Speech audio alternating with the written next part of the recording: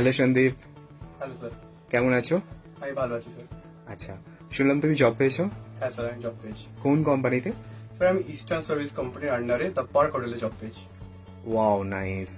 তো তুমি যে জব পেয়েছো তোমার কোর্স কি, মানে কোন কোর্স ছিল এটা? স্যার, আমার JK diploma in cloud computing কোর্সটা ছিল। আচ্ছা, তো এই কোর্সে কি কি টপিকস আছে? এবং এখানে আমাদের হার্ডওয়্যার নেটওয়ার্কিং আছে, সিসিএনএ আছে, লিনাক্স আছে, পাইথন ছিল। আচ্ছা, তো তোমার কোর্স কি কমপ্লিট হয়ে গেছে? না স্যার, এখন আমার কোর্স কমপ্লিট হয়নি। ওয়াও, তো কোর্সের মাঝেই জব পেয়ে গেছো, Yes, sir. খুব ভালো লাগলো শুনে। তো জেটকিং এর ব্যাপারে কোথা থেকে জানতে পারলে?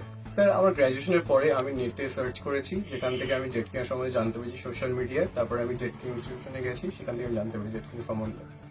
আচ্ছা, তো তোমার জেটকিং এর ফেভারিট ফ্যাকাল্টি কে?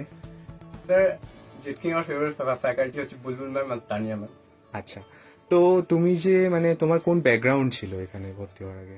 আমার স্যার বিএসসি গ্র্যাজুয়েট ছিল, আমি বিএসসি গ্র্যাজুয়েট স্টুডেন্ট ছিল। আচ্ছা, তো বিএসসি থেকে যে আইটি লাইনে এসছো, তো কোনো প্রবলেম ফার্স্টের দিকে তখন বুঝতে, নতুন নতুন নিউ টপিকস দেয়ার, তো কোনো প্রবলেম হতো বুঝতে? হ্যাঁ স্যার, প্রথমে তো আমার প্রবলেম হতো টেকনিক্যাল বিষয়, যেহেতু আমি অন্য ব্যাকগ্রাউন্ড থেকে এখানে এসেছি।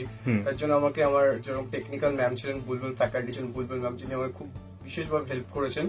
আর তাছাড়া আমার গ্রুমিং এর জন্য আমার পিডি ম্যাম, তানিয়া ম্যাম খুবই হেল্প করেছেন আমাকে।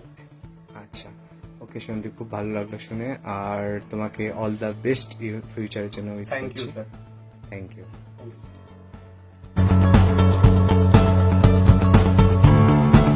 নমস্কার।